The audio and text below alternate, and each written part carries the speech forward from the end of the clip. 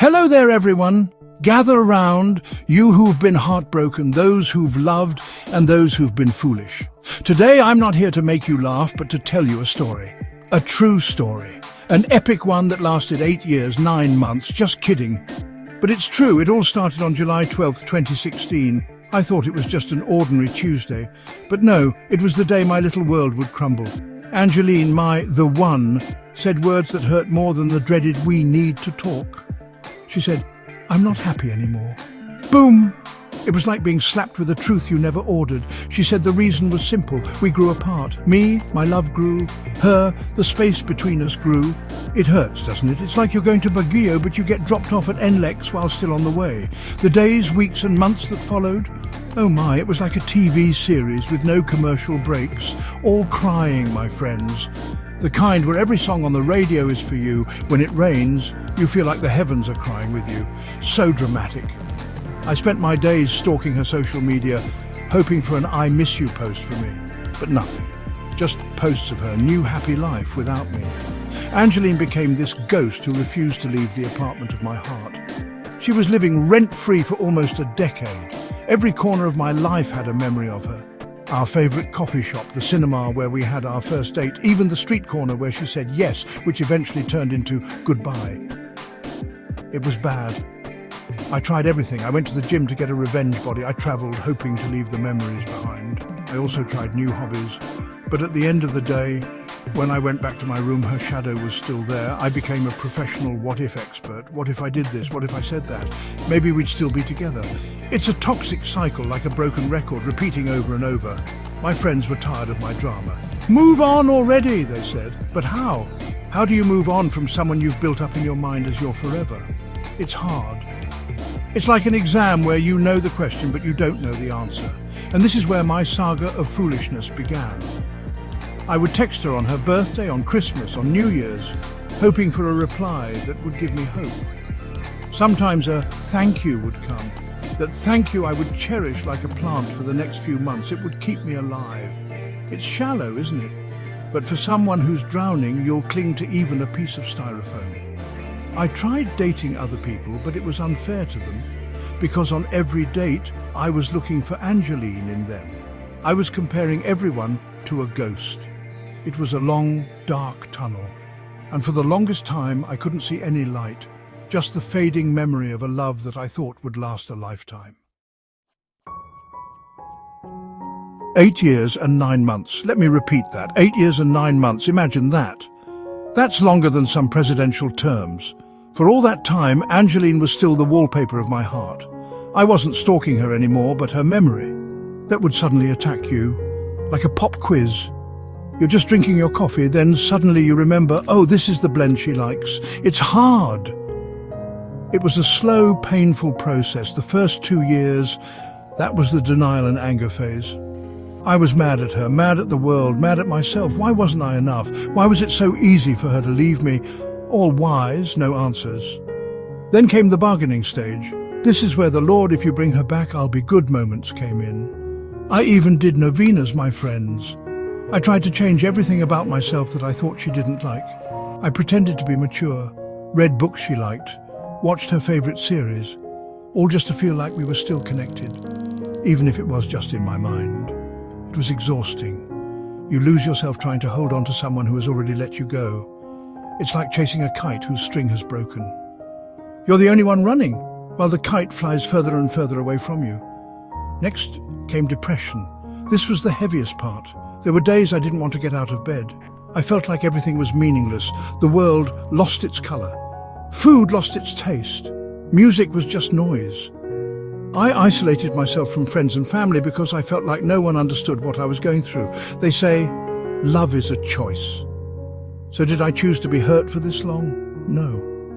It was a wound that refused to heal. It felt like I was carrying a heavy backpack full of rocks, and every day, instead of getting lighter, it just got heavier. Angeline was my sun, and when she left, I was plunged into a darkness that lasted for years. But you know, time, no matter how slow it is, has a funny way of healing things. Little by little, the pain became bearable. The day came, probably around the 5th or 6th year, when I could listen to our theme song without crying. Progress. Then I could pass by our favorite restaurant without my heart sinking. Small victories, as they say. The final phase, acceptance, didn't come with a bang. It was a quiet morning, April 13th, 2025. I woke up, and for the first time I didn't think of her. I just thought about what to have for breakfast. And in that simple, ordinary moment, I realized I was free. The ghost had finally left the building. I thought after the Angeline saga, my suffering was over. I thought I was ready for a new chapter. Like, okay, heart, let's do this, game on. And then Zaira came along. She was a breath of fresh air.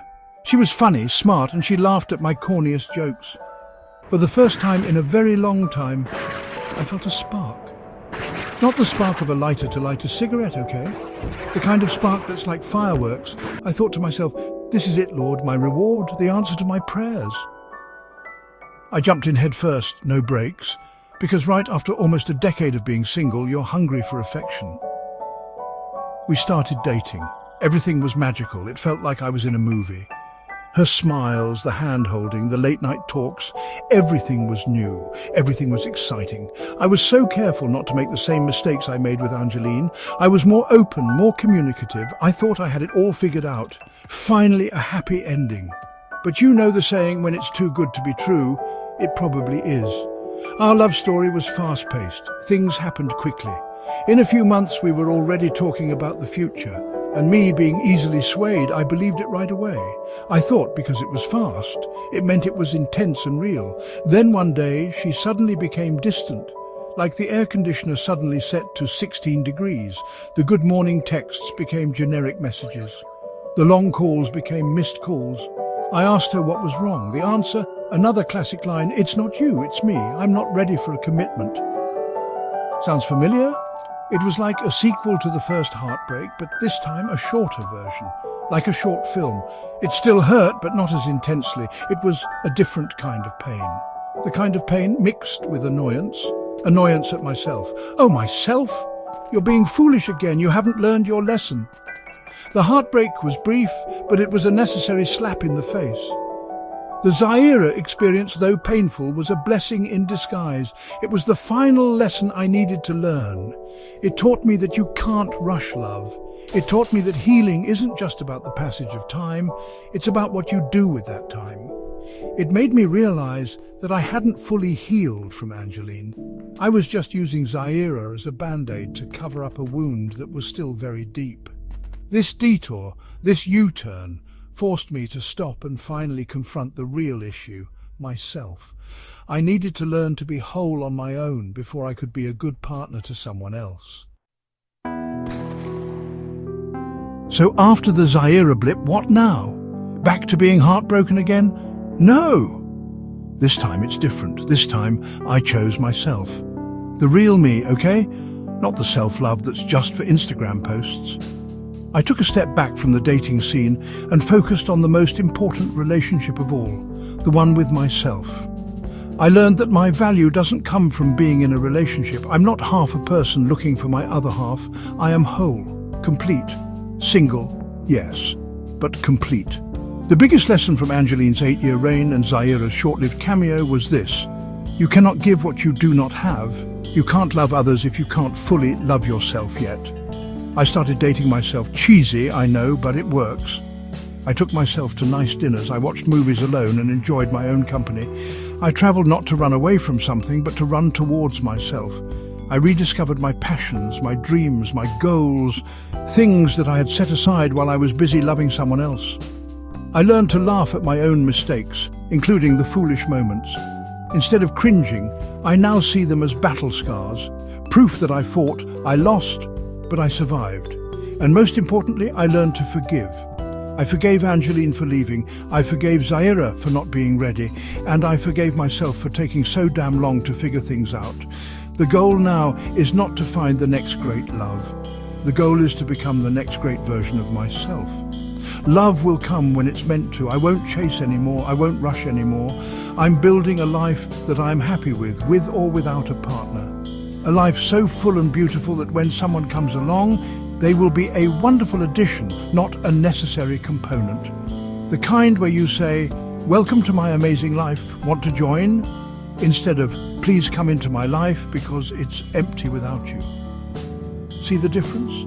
It's a glow up, not just on the outside, but more importantly, on the inside. So to all the people out there who are going through a heartbreak, listen, it hurts. It's supposed to. Let it hurt. Cry if you must, but don't build a house in that sadness. Visit, but don't live there. Your story is not over. This pain is just one chapter, not the whole book. Take it from me. It took me 8 years, 9 months, and a U-turn to learn that.